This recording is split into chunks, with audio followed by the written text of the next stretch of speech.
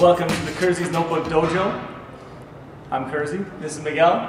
For the last couple of months we've been doing a Friday workout. Miguel's a personal trainer. I'm in need of personal training. And so for the last 2 months we've been doing that. But we've decided that a new feature for the vlog will be a video component. So Miguel's going to walk us through with our special guest, Mel Self.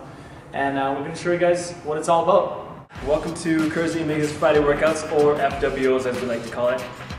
We've got a lot of backtracking to do here. We've got about 2 months worth of workouts that we've got some questions on. And we'll start with the one on Friday, November 12th, 2010. This is actually a workout that I got from monkeybargym.com. It's actually from John Hines, a very good trainer. It's called the Farmer's Workout. What it will start with is basically there's some distance work where you have to mark off 100 yards. Now, if you don't have 100 yards to work with, you can mark off about 20 yards in your basement, or if you happen to have access to a gym like Millennium Place here, which does have a track, which is about 235 meters around, you can mark off about 50 yards. And then you can go back once, back for 100 yards. Other than that, everything's basically marked at 100 something or other, and I will elaborate on that as we go along. You're going to be doing 4 exercises for 3 rounds, or 3 sets if you want to call them. The first one we have here is the farmer's carry. For men, I would recommend 2 24-kilogram kettlebells, or the green ones that we have here, which is usually the stand color, I believe. And for women, I would prefer yellows, or if you're not that strong enough, to go with the blues. Mel here is going to be our Vanna White of the day. And she's going to start with 100 yards of the farmer's carry. Now, of course, we don't have 100 yards, we're just going to be demoing, and make sure I cue anything for you to keep in mind as we go along in terms of form and technique. So you can go ahead and practice now. Which is lifting, you want to make sure your lower back is flat. You don't want to pull anything in the back. Now, it's got good form, you don't have to swing the arms or anything, you just walk. That's all this is. It's grip strength and core strength in essence. Alright. The next one that we're going to be doing is, it says 18 inch, but it doesn't have to be 18 inch. Just something at about knee height or shin level that you can step up on at about 90 degrees, close to it. You don't have to use a box per se, you can use steps at home, you can use a bench if you happen to be at the gym, or at home as well.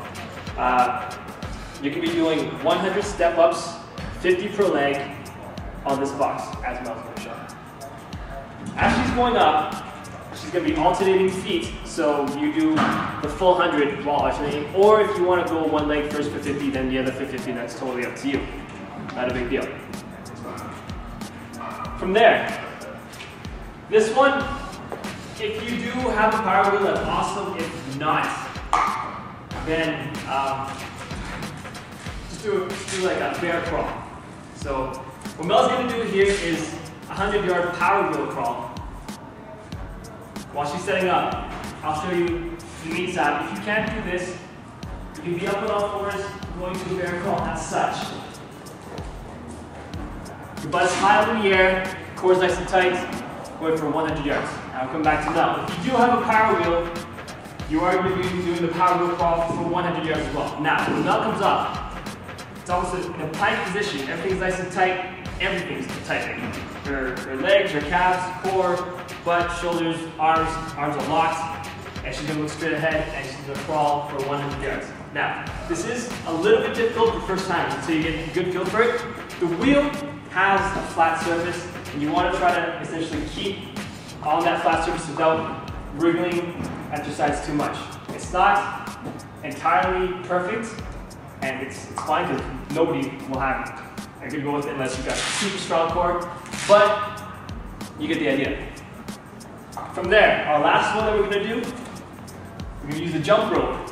This one you might want to have a higher ceiling for, hopefully.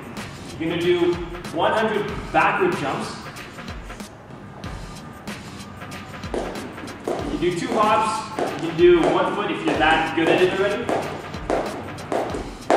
And then you're going to go 100 forward.